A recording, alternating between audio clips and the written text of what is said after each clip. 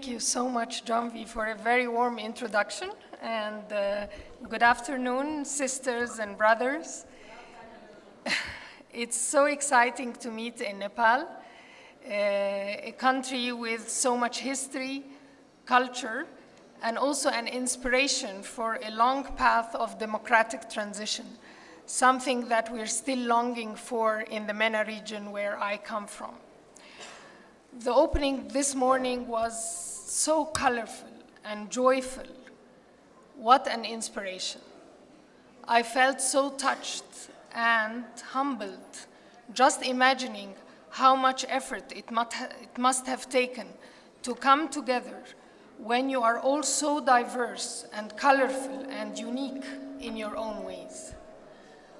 The Ford Foundation congratulates HomeNet International for the first in-person Congress after its launch in 2021. Back then, it was still the peak of the pandemic. Women home-based workers carried the double burden of the lockdown, both as workers and as caregivers in their own families. Today, the situation is still very challenging for the working poor and the informally employed.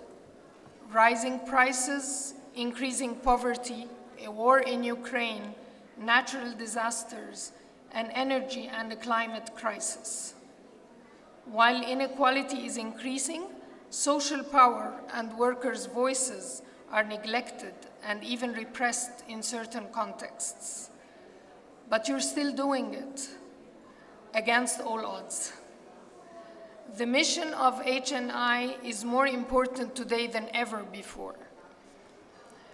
As we learned this morning from the beautiful stories of our talented storytellers, brothers and sisters, the Congress is the culmination of a long struggle and learning journey that is more than 5 decades to make home-based work visible and recognized as work.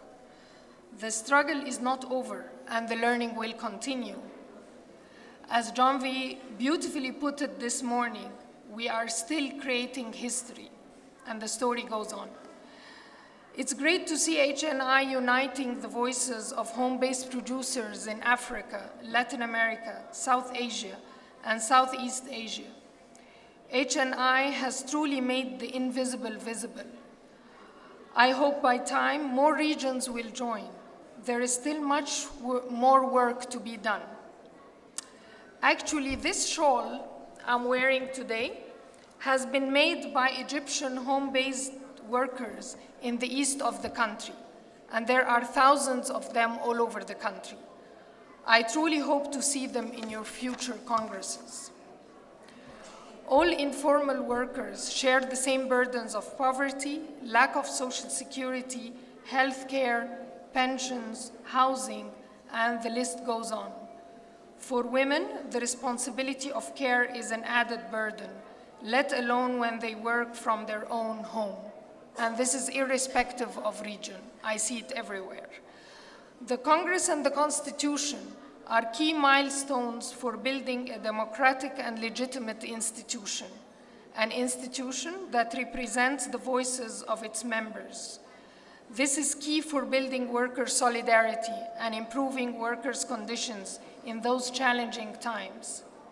At the Ford Foundation Future of Workers program, which I represent today, we are proud with our partnership with HNI and the networks of waste pickers, street vendors, and domestic workers, and of course our partnership with WeGo. We share your interests in promoting economic justice and building worker power when it's most needed today. This time requires us to work collectively and not separately.